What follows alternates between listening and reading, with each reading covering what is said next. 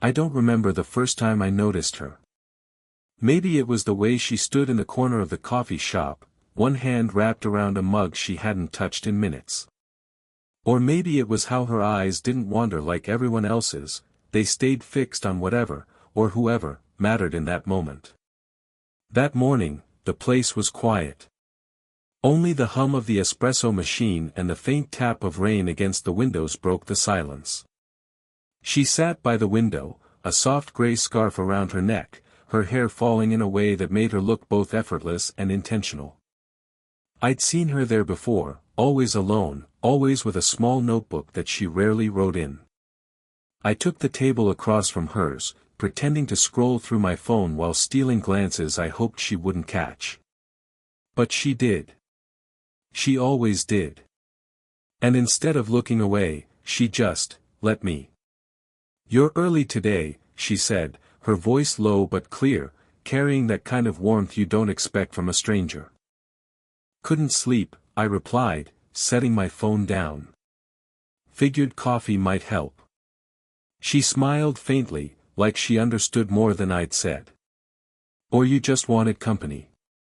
I didn't answer right away. Instead, I noticed her fingers, the way they toyed with the edge of her scarf, like she was keeping her hands busy to avoid saying something. "You don't write much in that notebook," I said finally. Her eyes flicked down to it, then back to me. "Some things feel heavier when you put them on paper." She paused. "And some things, you'd rather just keep in your head." There was a silence then. Not awkward, but weighted. The kind of silence that makes you aware of your own breathing. "I've been coming here for years," she said softly. "I thought I knew every face in this place. Then you started showing up." I should have joked. Teased her. But instead I said, "And you noticed." Her gaze held mine. "You make me feel seen again." The words landed somewhere deep in my chest, like they'd been waiting for me all along. I swallowed. "You deserve that." She didn't look away. If anything, she leaned the slightest bit closer, like there was something more she wanted to say but couldn't, not yet. Outside, the rain slowed, but the air inside felt heavier, warmer. My hand rested on the edge of the table, inches from hers. I didn't move it, and neither did she. We just stayed there, a line of space between us that felt impossibly charged. Then her phone lit up on the table, a name flashing across the screen. She glanced at it, her expression tightening, but she didn't answer. Instead, she closed the notebook and slipped it into her bag. "I should go," she murmured, standing. I wanted to ask why. I wanted to tell her to stay. But all I said was, "Will I see you tomorrow?" She hesitated, her hand on the strap of her bag, eyes searching mine like she was weighing something. "You might," she said. And then the bell above the coffee shop door rang, and someone stepped inside, shaking the rain from their coat, scanning the room like they were looking for her. The man who walked into the cafe didn't notice me at first. His eyes found her instantly. Tall, neatly dressed, with the kind of presence that told you he belonged in her world, or used to. "Claire," he said, his voice light but expectant. She forced a polite smile. "Daniel. I didn't know you still came here." I sat still, pretending to focus on my coffee. My stomach tightened, not because I knew who he was, I didn't, but because her tone had shifted. They spoke for a minute, words I didn't catch, but I caught the way her shoulders straightened, her fingers tightening around her bag. Finally, he left, the bell chiming again. She stayed standing, staring at the rain for a beat before turning back to me. "Sorry," she said. "You don't have to explain," I replied, though my mind was already piecing it together. We ended up walking out together, the damp air brushing against us.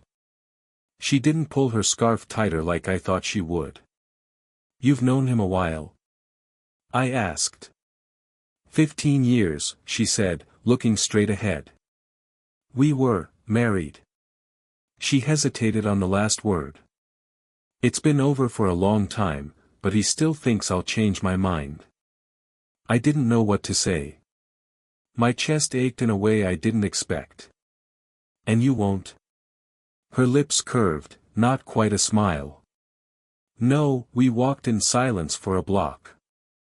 I learned she used to work in publishing, but left after, too many nights at the office, too many mornings alone. I told her about my part-time shifts and the photography classes I was trying to afford. At some point, she asked, "How old are you, really?" 21. She nodded, as if confirming something she'd already guessed. You have your whole life ahead of you. The way she said it sounded like both a blessing and a warning. I almost told her she was part of what I wanted in that life, but the words stayed stuck in my throat. We stopped outside her building. She turned to me, eyes catching the faint glow of the street lamp. There was something unguarded there, a vulnerability she didn't offer lightly. I haven't let anyone close in a long time, she said. You let me close, I murmured before I could stop myself. She didn't answer right away. Her hand lifted slightly, like she was going to touch my arm, then paused midair. The hesitation was almost worse than the touch itself. Then, without quite meaning to, I stepped forward, brushing a raindrop from her cheek with my thumb. She didn't move away. For a second, the street went silent, no cars, no voices, just her breathing close to mine. And in that pause, I knew this was the kind of moment you don't come back from unchanged. The next time I saw Claire wasn't in the cafe. It was late, almost 9 p.m., when my phone buzzed with her name. Are you busy? I wasn't, but I told her I was just out for a walk, so she wouldn't think I was waiting for her call. She asked if I could help carry a box from her storage unit upstairs. It was nothing, she said. Just a favor. When I got there, she was standing barefoot in the hallway, hair loose, wearing a sweater that looked too big for her. Sorry, she said. It's heavier than I thought. The box wasn't heavy. But I didn't say that. I carried it into her apartment, breathing in the faint scent of coffee and something floral. She offered me tea. I said yes. That's when the knock came. 3 sharp raps on her door. Her eyes flicked to mine, something like alarm passing through them. She didn't move right away, just stood there, mug in hand. Claire, it's me, a man's voice said, younger than Daniel's, more casual. She set the mug down, walked to the door, and cracked it open. I couldn't see much, just the edge of a hoodie sleeve and the way her shoulders tensed. They spoke in low voices. I caught fragments, shouldn't just show up, and, worried about you. When she closed the door, she leaned against it for a second before turning back to me. My son, she said quietly. I froze. How old is? 22. It hit me then, the reason she kept her distance, the weight behind every pause. I was barely a year younger than her son. Does he know? I started, then stopped. There's nothing to know, she said quickly, almost too quickly. But there was. We both knew it. We sat at her small kitchen table, the tea going cold between us. She kept her hands wrapped around the mug, not drinking. This is complicated, she said finally. I nodded, even though every part of me wanted to say it didn't have to be. Her eyes softened, and for a second I thought she might reach for my hand. Instead, she looked away, as if she just remembered the risk. I don't want you to get hurt, she murmured. The air between us felt thick, charged. I told myself not to move closer.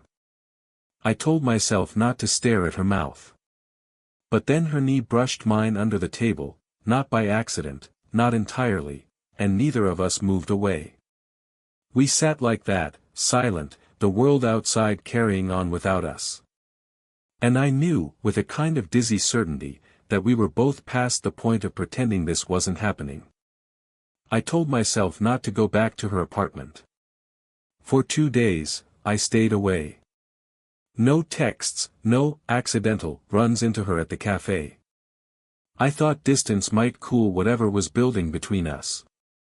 It didn't. On the third night, I saw her through the cafe window. She wasn't alone. Daniel, the ex-husband, was at her table, leaning in like he owned the space between them. She laughed at something he said, but it didn't reach her eyes. Before I could stop myself, I was inside, ordering a coffee I didn't want. Her gaze found me instantly, and something flickered there, surprise, maybe relief, maybe something she'd deny if I asked. Daniel noticed. He turned, sizing me up like I was a noise he didn't want to hear. "You know him?" he asked her. She hesitated just long enough for me to notice. "He's a friend." The word cut sharper than I expected. Friend. When Daniel left, she came to my table. "You shouldn't be here," she said softly. "I could say the same to you," I replied. Her jaw tightened. "Don't." I almost walked out right then. But instead, I followed her outside, the cool night air pressing against us. "Why him?" I asked. She stopped walking. "You don't get to ask me that." "Because I'm younger." "Because you're not supposed to matter this much," she said, and the words hit like a confession she didn't mean to make. I stepped closer, my voice low. "You think I care about the rules? About what anyone thinks?" Her breath caught, I could hear it in the quiet between us. "You should." "I can't," I said, and I meant it. For a moment, neither of us moved. Then a car passed, headlights sweeping over her face, catching the faint tremor in her lips. "Last night," she began, then stopped. She glanced down the street, as if someone might be watching. "Last night, I almost called you. Why didn't you?" Her eyes lifted to mine, raw and unguarded. "Because if I had, I don't think I would have let you leave." The space between us seemed to collapse all at once. My hand was inches from hers, my body leaning in without permission from my brain. And then, footsteps. Fast, deliberate, coming toward us. We both turned. A young man's voice cut through the night. "Mom." Her son. The streetlight hit his face, and I saw the resemblance instantly. His eyes flicked between us, sharp and questioning. Claire's hand twitched at her side, like she wanted to reach for me and push me away at the same time. Her son's eyes narrowed. "What's going on?" "Nothing," Claire said too quickly, her voice strained. "We were just talking," he cut in. His gaze landed on me, sharp and unwelcoming. "You look familiar. Don't you live a block over?" I nodded, unsure if speaking would make things worse. He stepped closer, his voice lower now. "You're my age." Claire's jaw tightened. "Evan, enough." But the damage was already done, not just to him, but to me. The fact was out there now, hanging in the cold air. I was barely a year younger than her son. Evan looked between us, something dawning in his expression. "Wait, are you?" "No," she said, cutting him off, but her voice cracked just enough for the doubt to stick. He shook his head, muttered something under his breath, and walked off toward the end of the street, hands jammed into his pockets. The silence he left behind was louder than anything. Inside her apartment, Claire dropped her keys on the counter and sank into a chair. She didn't look at me. "I should have told you," she said finally. "Told me what?" "That he already suspected something. I don't know how. Maybe he saw us once, or maybe it's just a mother's bad luck to have a son who notices too much." Her voice was low, but the weight in it pressed on me like a stone. "You think he'll tell Daniel?" I asked. She hesitated, too long. "Yes." The ground shifted under me then. Up until now, our risk felt like something we could control if we were careful. But now it felt like a fuse had been lit. "Maybe it's better if we," she trailed off, not finishing the sentence, but I knew what she meant. I leaned forward, my hands gripping the table. "You don't mean that." Her eyes lifted to mine, wet, but defiant. "I mean it because I have to." And then she said it, the thing that gutted me more than the thought of losing her. "You remind me of the man I wished I'd met before Daniel." I stared at her, the air caught in my throat. She'd never compared me to anyone before, and now I understood, I wasn't just a distraction to her. I was what she'd been missing all along. Before I could answer, her phone lit up on the table, Daniel's name again. She didn't pick it up, but the vibration felt like a countdown. "I need to fix this before it gets worse," she whispered. My chest tightened. "And what if fixing it means losing me?" She didn't answer. But her hand, trembling, conflicted, reached across the table and covered mine for the first time. It was the smallest touch, but it felt like a decision. The next evening, I didn't wait for her to call. I went to her apartment, climbing the stairs 2 at a time. She opened the door before I knocked, like she'd been standing there, listening for my footsteps. "Evan came by earlier," she said. My stomach sank. "And?" "He told Daniel." Her voice was steady, but her eyes weren't. "Daniel showed up here. Said I was making a fool of myself. Said you'd get bored and leave." I took a step inside, the door clicking shut behind me. "And what did you say?" "I told him it wasn't his business anymore," she said. "But that's not the part that scared me." Her hands were clenched at her sides. "It was when he asked me, if I was in love with you."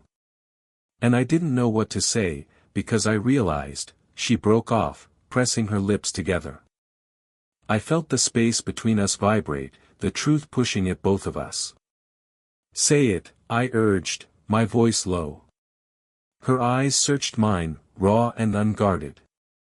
"Because I realized the answer is yes. And that terrifies me." Something in me broke open then, fear, relief, longing all spilling at once. "You think I'm not terrified too?" She shook her head. "You're young. You can start over if this goes wrong." "I can't." I stepped closer until there was no space left between us. "I'm not here because it's easy. I'm here because it's you." Her breath caught, and I saw the moment she let go, not of fear, but of the need to control it. Her hand rose slowly, brushing the side of my face. It was a touch I'd imagined 100 times, but the reality was heavier, almost unbearable. "What if this ruins everything?" she whispered. "Then let it ruin everything," I said. "As long as I have you in the wreckage." We stood there, breathing each other in, the world outside falling away. Her forehead rested against mine, and for a moment, there was no past, no son, no ex-husband, just us, and the choice hanging in the air. "I don't know what happens after this," she said. "Neither do I admitted.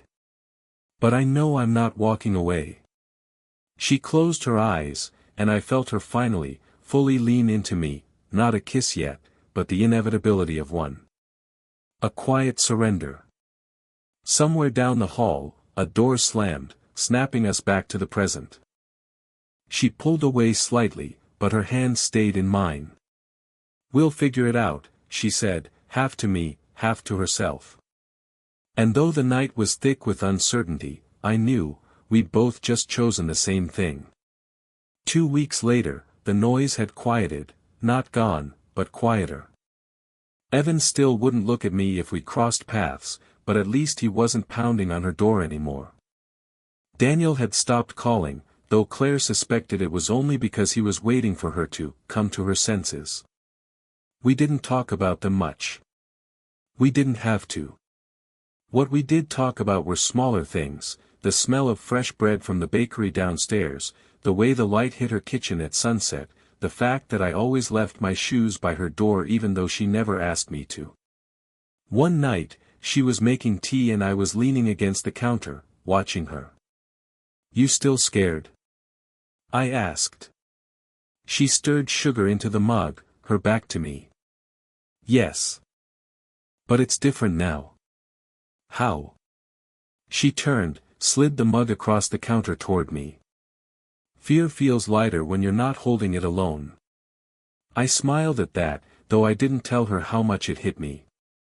We didn't have a grand moment of public declaration, no sweeping gesture to prove our love.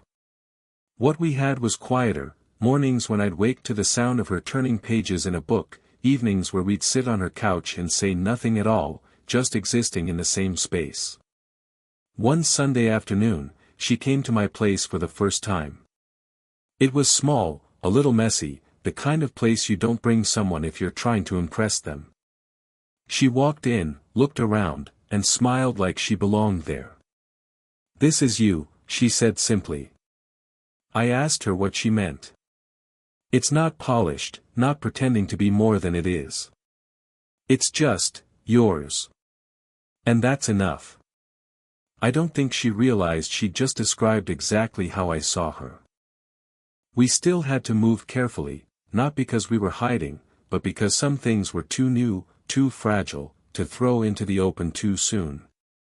But every time her hand brushed mine, every time she let me see her unguarded, I knew we'd made the right choice. One night, lying next to her, she whispered, "You make me feel seen again." I pressed a kiss to her temple. "You deserve that." It was the same thing I'd said the first day, but now it felt like a promise we'd both chosen to keep. The world outside still had its opinions, but they weren't in our kitchen in the morning, or on our couch at night, or in the quiet way she looked at me when she thought I wasn't watching. And maybe that was the point, we didn't need anyone else to understand. We just needed each other.